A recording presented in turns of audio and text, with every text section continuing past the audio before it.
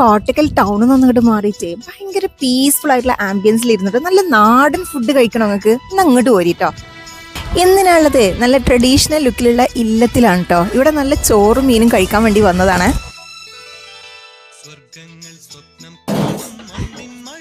അടിപൊളി ടേസ്റ്റാണ്. നമ്മുടെ ഹോംലി ഫുഡ് എങ്ങനെയാണ് അതേ ടേസ്റ്റ് തന്നെയാണ് ഇവിടെ ഫുഡ് കിട്ടുന്നത്. അടിപൊളിയാണ്.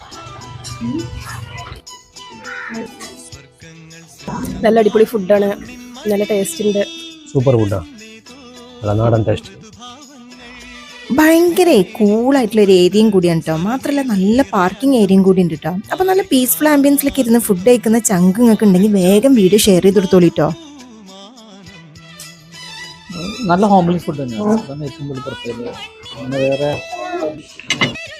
പക്കാ നാടൻ കൂട്ടാനായിട്ട് നമ്മുടെ വീട്ടിലൊക്കെ ഉണ്ടാവുന്ന ആ ഒരു സെയിം മോഡലാട്ടോ. പപ്പടം വരുന്നുണ്ട്, എന്നിട്ടാ 2-3 തരം കൂട്ടാനുകളും പിന്നെ നല്ല മാങ്ങച്ചാറൊക്കെ ഉണ്ട് കേട്ടോ അതിൻ്റെ കൂടെ വരുന്നത്.